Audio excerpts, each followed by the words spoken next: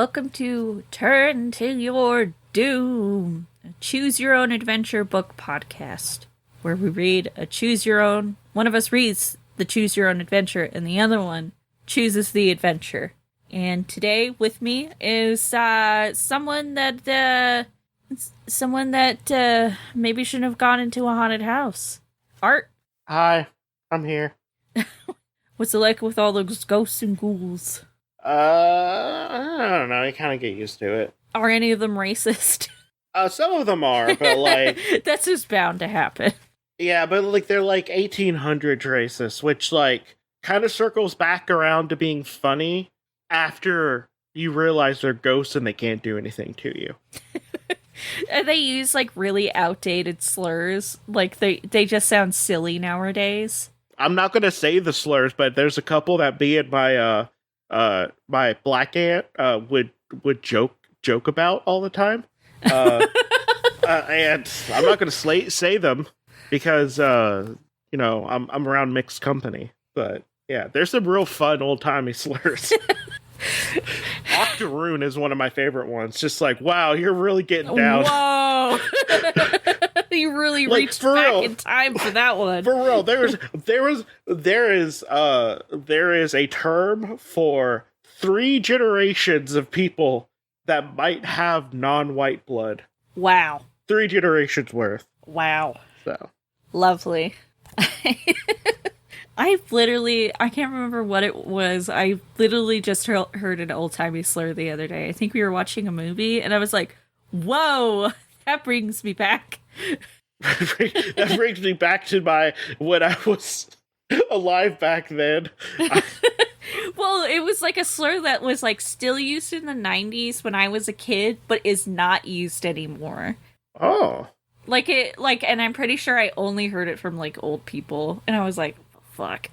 Probably my paternal grandfather, because he was a racist. Probably. Alright. So let's pick up where we left off. We pretty much explored the entirety of the endings from one of the paths at the very beginning. We chose to wait for our friends, Lisa and Ricardo, to call us back.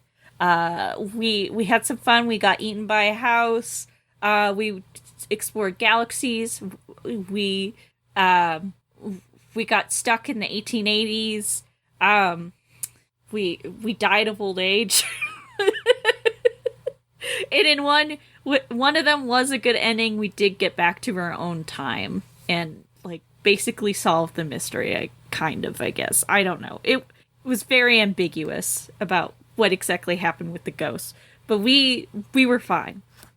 So we're going to go all the way back to that decision to wait for our friends. We're instead going to take the other path, which is us just hauling ass to that house and not waiting for our friends to show up at all, because fuck them, I guess. Yeah, how dare they not respond to a random call in the middle of the day with like, yeah. Like, I don't know. What if they're doing something? We don't know. Yeah, we have no idea.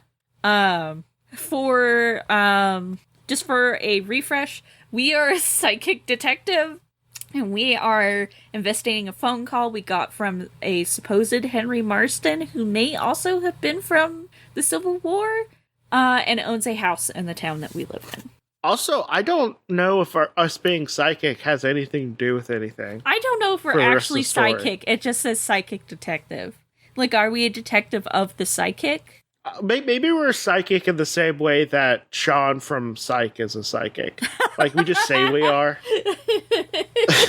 I love it. Love it. Alright, so we're going to take the path where we just go to the Marston house without our friends. We just book it there.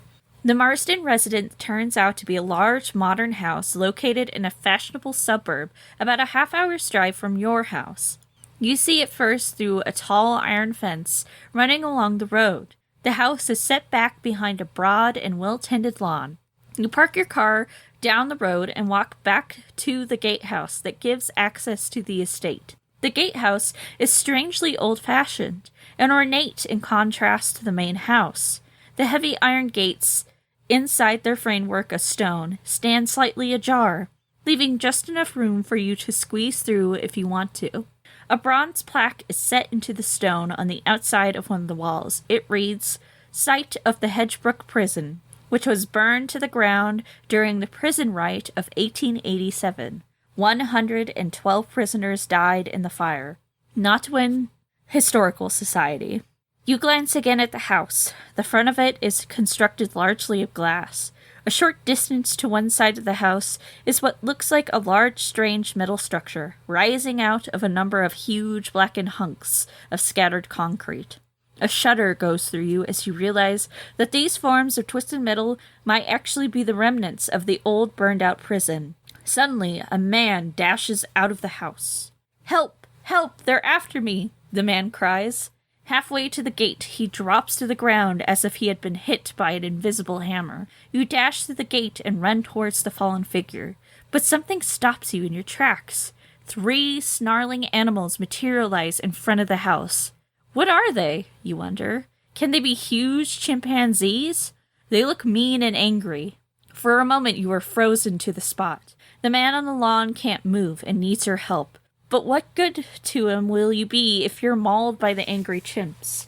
If you decide that the chimpanzees are not as dangerous as they look and rush to give aid to the man, turn to page 3. If you make a hasty retreat to your car, turn to page 29. Do you want to fight some monkeys?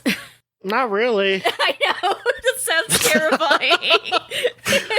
I don't want to fight one. That sounds so fucking a group? scary, honestly. A group of them? No. And they're apparently big chimpanzees. They're not just normal-sized chimpanzees. They're big chimpanzees. Like one the size of a toddler would, like, rip my balls off. I know. This is so terrifying. Let's run away. I cannot blame you. That man could just...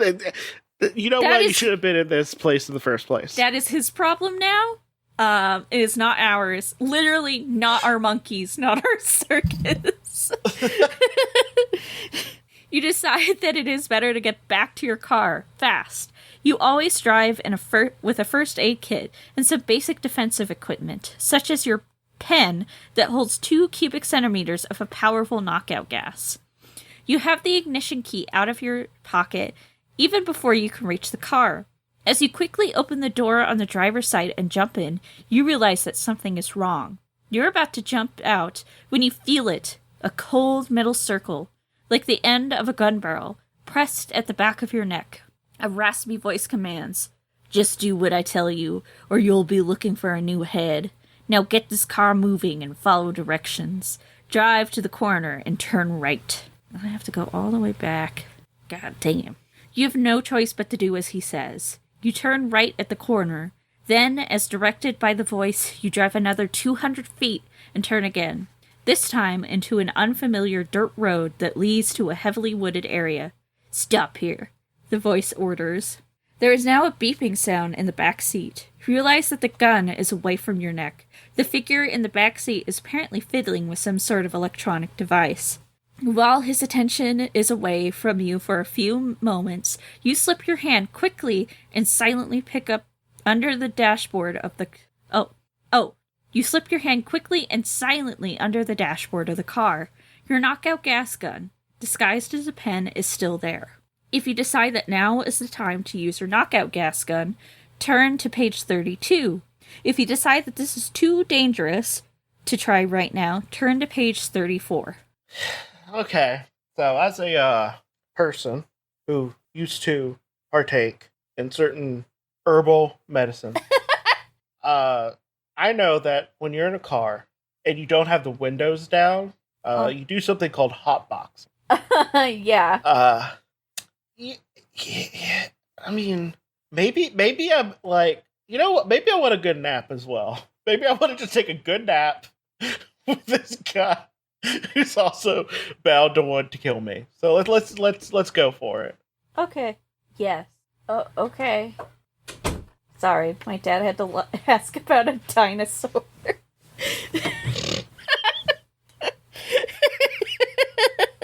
Oh, sorry. It's so confusing. What is happening? Okay, you decided to go for it. Yeah, let's go for it. Okay. Let's hotbox some knockout gas with the Woo! In a split second, you turn in your seat and fire the gun at the figure in the back. As you fire, you see the man in the back seat for the first time. You hardly know who was more startled in the expression, you or the talking chimpanzee. As he loses consciousness, you back up the car and drive directly to the police station. I have an unconscious chimpanzee in the back seat of my car. You explain to the officer at the desk. Please don't ask. Please don't ask. Then I suggest that you drive straight to the zoo, replies the officer. But this is a talking chimpanzee, you protest. He tried to kidnap me with a gun. The officer and the assistant look at each other as if to say, we've got a live one here. However, they come out to the car with you. This is a chimpanzee, all right, says the officer. Certainly is a big one. Not doing much talking at the moment, though. You search around the back seat next to the unconscious chimpanzee. You find a small control box of some sort, but you can't find a gun. What you do find is a flat metal ring. This is how he did it. After all, that's all you really felt against your neck. A door to your right flies open, throwing a brilliant shaft of light into the corridor. Suddenly, you are surrounded by a circle of snarling chimpanzees. They begin to close in. The end. That is terrifying. So, let's save our knockout gas for later. Yeah, we gotta huff it for later. So, if we decide not to use it, you slip the pen into your shirt pocket. Maybe it will help you escape later. You come to what looks like a giant crater in the ground. A wide ramp leads down into it. The figure in the back seat orders you to drive down. At the bottom is an entrance large enough for a car. You enter and drive through a sort of tunnel into the large underground garage. A number of truck-like vehicles are parked against a loading platform on one side of the garage. They look more like eggs, with doors in the sides, and you can't see any wheels underneath. A dozen or so creatures, wow, the chimpanzees again, are loading the eggs with large boxes. All right now, out, commands the voice behind you, and keep your hands above your head. You see the captor for the first time. No wonder his voice sounded odd. He is one of the chimpanzees. You are led to a door on the far side of the garage. The chimpanzee inserts a plastic card in a slot. There is a slight electronic whine as the door slides back on a silent hinges. Before you is a long corridor. It is lit by what looks like fluorescent bulbs, but the light from them makes your skin look purple. The corridor ends abruptly at a middle door. Again, the chimpanzee uses the plastic card. The door opens. The door opens. The chimpanzee pushes you roughly inside, but stays outside while the door closes. It is pitch black inside the room. You are alone in some kind of a cell. Wait, you can hear the sound of breathing. You feel around in the dark, and your hand touches something warm. Whatever it is wakes up with a cry. Don't touch me. Don't touch me, a man says in an anguished tone. The voice sounds very much like the one you heard on the phone. Aren't you the man who called me earlier today? Why, yes, I did make the call. The chimpanzees took my assistant, Jethro, and me to another part of this underground complex for questioning. On the way back to the cell, Jethro and I managed to break away.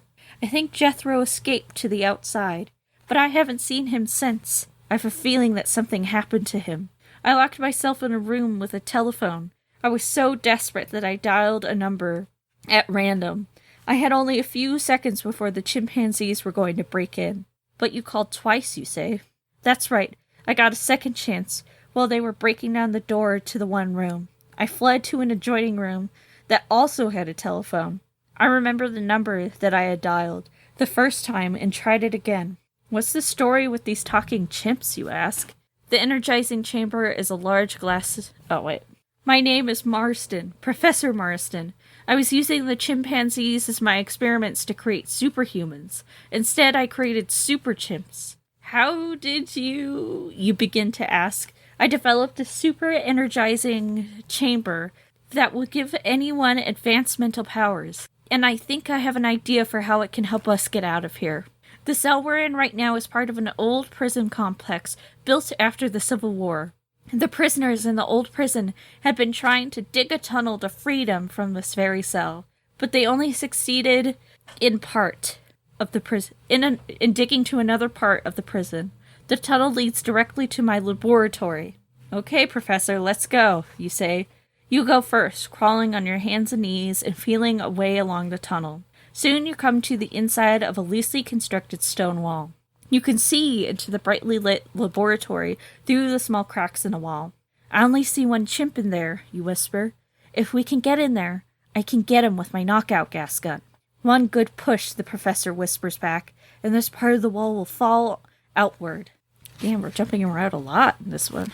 The crashing stones so startle the single guard that you have no trouble giving him a shot of the knockout gas, full in the face. The guard drops to the floor with a thud. You run across the room and slam the door. Fortunately, it locks from the inside. Just to make sure it stays shut, you push a heavy piece of lab equipment in front of it. Now, cries the professor, get into the chamber over here.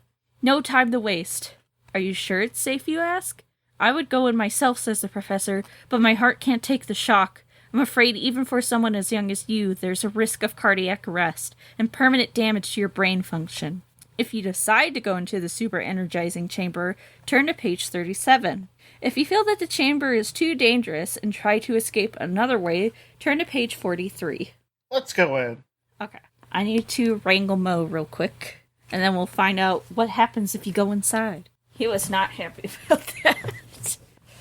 Okay. So you're choosing to go into the energizing chamber. Page 37. Yeah. Alright. The energizing chamber is a large glass cylinder with a door in the side, just large enough for a person to get inside.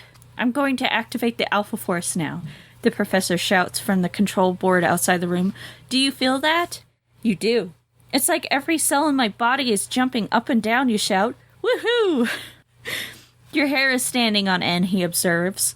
In a few minutes, you'll have the mental and physical powers that will let you see miles into the distance. And through mountains and walls, you'll be able to lift objects with your thoughts and also read minds. The chimpanzees are battering at the door trying to get in. If you try to use your new mental and psychic powers right now, turn to page 31. If you decide to retreat back through the tunnel and have the professor explain how to use the powers on the way, turn to page 50. Let's have them explained. I don't want my head to explode. Yeah. Like, immediately. I don't blame you. Alright. Page 50. There we go. You and the professor decide you'd better retreat. Just as the chimpanzees break into the laboratory, you both disappear into the tunnel in the wall.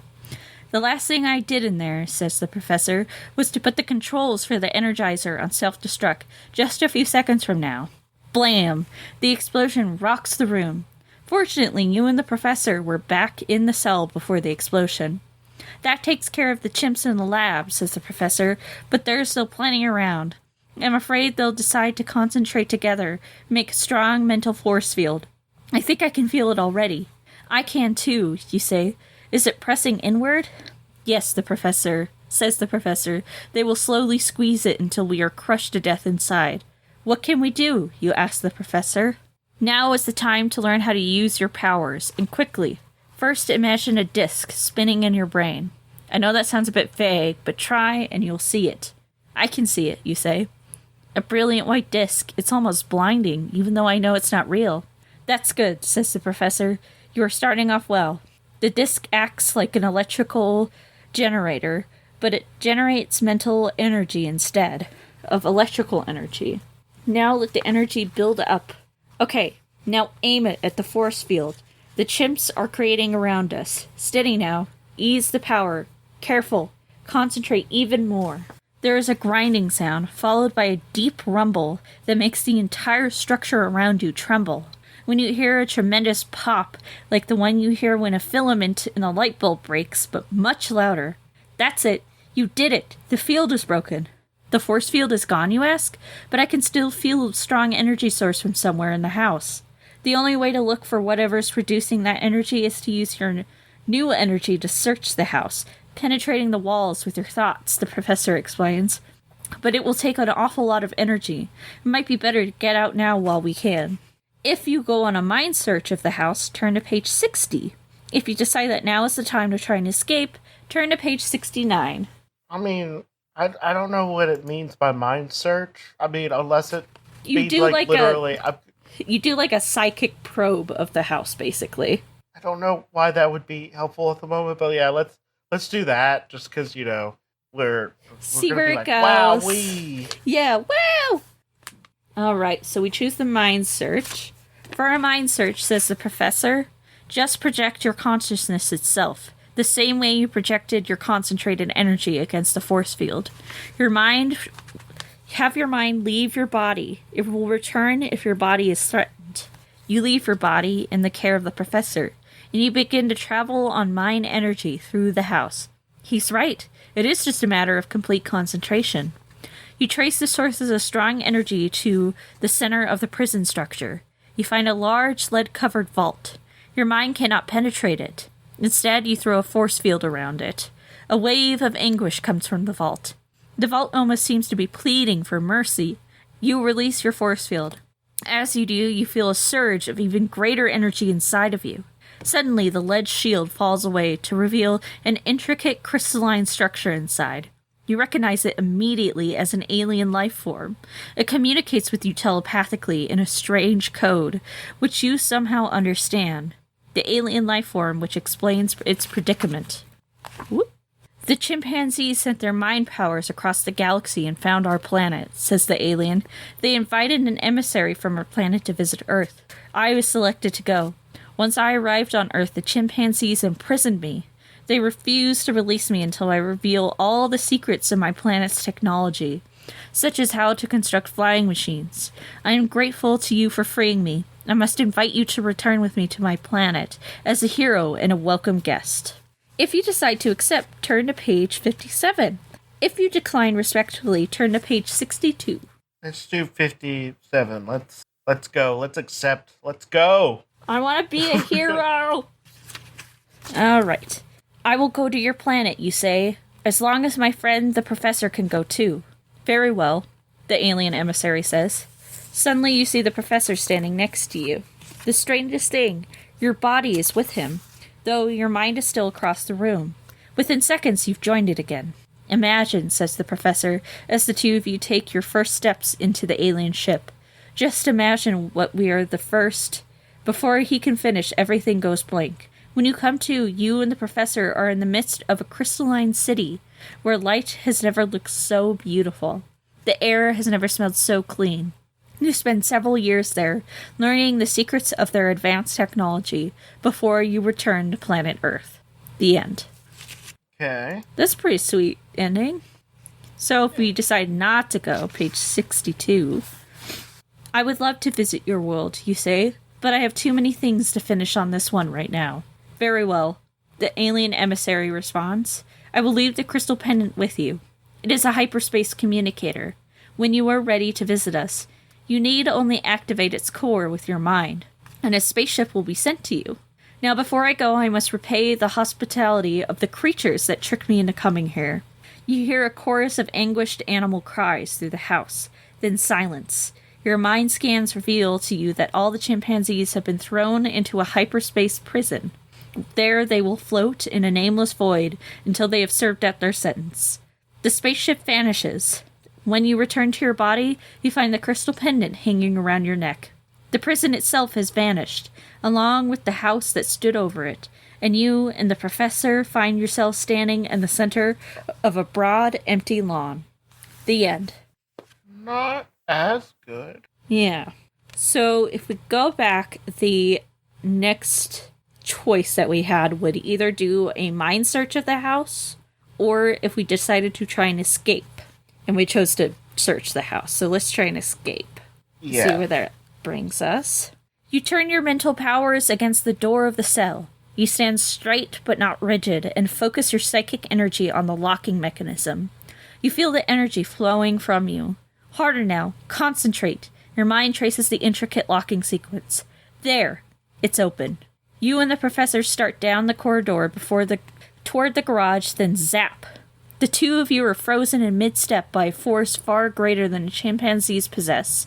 In their tinkering with physical and psychic world, the chimpanzees have unleashed an evil force, a force powerful beyond human understanding. As the force intensifies, you fight back with the vast power of your own mind. The corridor begins to glow with a soft orange color. Flashes of artificial lightning play along the walls. Your energy begins to drain. The violence of the conflict between you and this evil force is so great that it begins to destroy the fabric of time and space itself. Slowly, you and the professor fade until you disappear into another dimension of the universe. The end.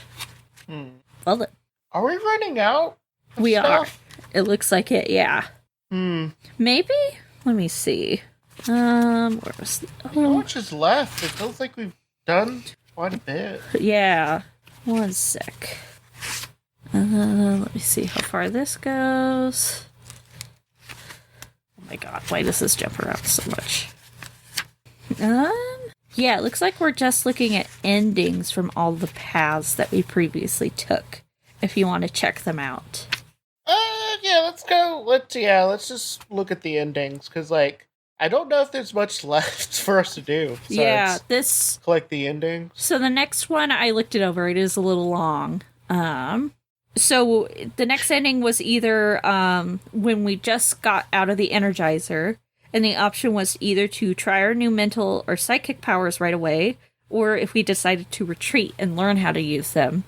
We decided to retreat, take the safe option. But if we decided to use our mental powers right away, I'm going to turn to page 31. Yeah, you don't need the professor to tell you how to use your new powers. The energizing process has awakened your brain all the information you need. The chimpanzees have similar powers, but since you have started out at a much higher level, your powers are much stronger than theirs. You can telepathically hear and feel the anger of the chimpanzees as they break open the door to the laboratory. But when they charge in, they are immediately frozen by your projected force field. Wow, did I do that? You ask. That is only the beginning of your new powers, says the professor. Your new mind immediately probes through the underground complex. This way, Professor, you say. I know the way. This one jumps around a lot. You and the professor run down a long, curving passageway that leads back to the underground garage.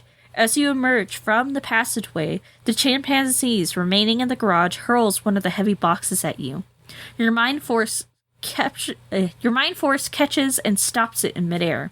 Unfortunately, in order to concentrate on the box, your mind releases the chimpanzees back in the laboratory. They run howling into the other end of the passageway after you.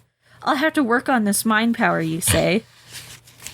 You release the suspended box and refreeze the chimpanzees.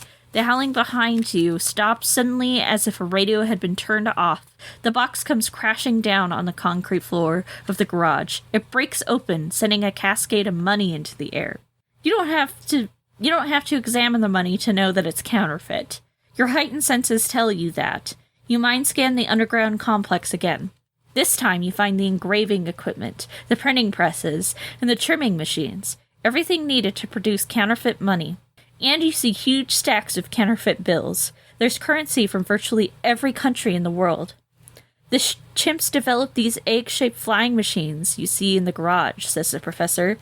They plan to use them to fly all over the world, dropping money from the sky on many countries and destabilizing all of the world's economies. The ultimate, quote-unquote, guerrilla warfare. After this, they had planned to become the controlling power in the world. The struggle to escape your force field has destroyed all the chimps' special powers. Now they are nothing more than ordinary chimpanzees. But you will keep your heightened powers for some time. The end. Well done. I mean, honestly, this would be a short episode, but I feel like that's a good place to end. Yeah. There's really only... Let's see. One... Oh, we already did that one. There's only one more ending that we haven't done. I think. Let me see if this goes anywhere. I don't see where it could go. Oh, yeah. There's one more ending. It's just a couple paragraphs. So this was back when we were deciding if we wanted to go into the machine that gave us superpowers or not. We decided to go in, obviously, but if we didn't, this is what would have happened. You decide that you should get to know the professor a little better before you trust him with your brain. Okay, so you don't want superhuman powers, he says. Do you have any better ideas for getting us out of there? Is there any way out of the laboratory besides the main door over there? Come to think of it, there's a side door over here that isn't used much. It leads to a narrow corridor that goes directly to the garage. Let's get out of here then, you say. Follow me. You and the professor run down the corridor towards the garage, then suddenly several doors open off the corridor again. A small army of chimpanzees swarms out of them, all carrying laser guns. You are surrounded. Wait, stop, you shout, but the chimps fire. You and the professor are instantly vaporized. I think that's the last ending. Yeah. That's it. That's pretty much the last ending. Wow, that was buck wild. I like how if we wait for our friends, we get ghosts. But if we just run there, there's monkeys. And aliens. And aliens. A friendly alien, at least. Yeah. Wow, then. Yeah, they really didn't know what they wanted for this book. No, damn. Like, we'll read a few that are, like, really well put together that had ideas in mind. And, like, you could tell that the author was just like, okay, if I was to write this story this way and ignore this part of the story, this is what it would be if they were in this area. Like, you could tell that it is a story where you just happen to be in a different place and the story is still happening, otherwise on that other side of the book. Yeah. Like, you can tell... This is not one of those. You can tell he had, like, two distinct ideas for what could be in the house. Yeah, and then... Yeah. One off those. But again, this is one of the earlier ones, so I'm not gonna fault them too. Yeah, 1982, this was pretty early. Yeah. I still love if you choose to be a baby. It's like my favorite selection. Do you want to have a we could have a because I love a Google Doc. Do you want to have a document that has just the best out of context choices you can make? Yes. Because if you choose to be a baby is up there. Yeah. Do you choose to be a baby? Do you? Because some people do, and I hear that they're happy with it most of the time, even though I'm not super cool with it. Just don't involve me in it. Yeah, Oh no, there's some more endings we didn't get. Where are they? How do you get here? Oh, it's if you decide to run to the man when the chimpanzees are mauling him.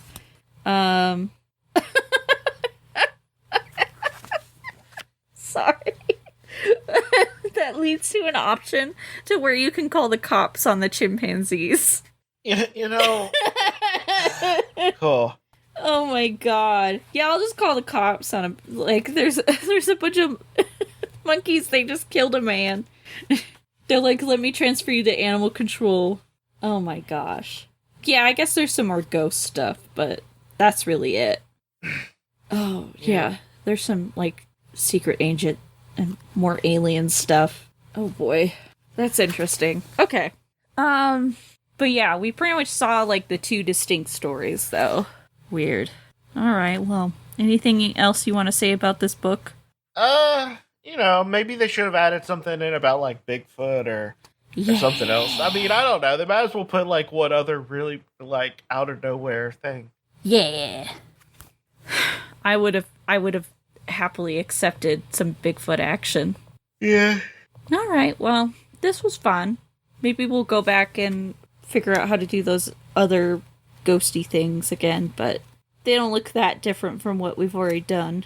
Alright, well, this has been Turn to Your Doom. And remember, chimpanzees are scary. Don't fight one. You will lose. They will bite your balls off. They will peel your face off.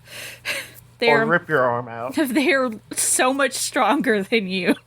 Unbelievably so. Don't fight a chimp, is what we're trying to say. All right. Well, this has been Turning Your Doom. Bye. Bye.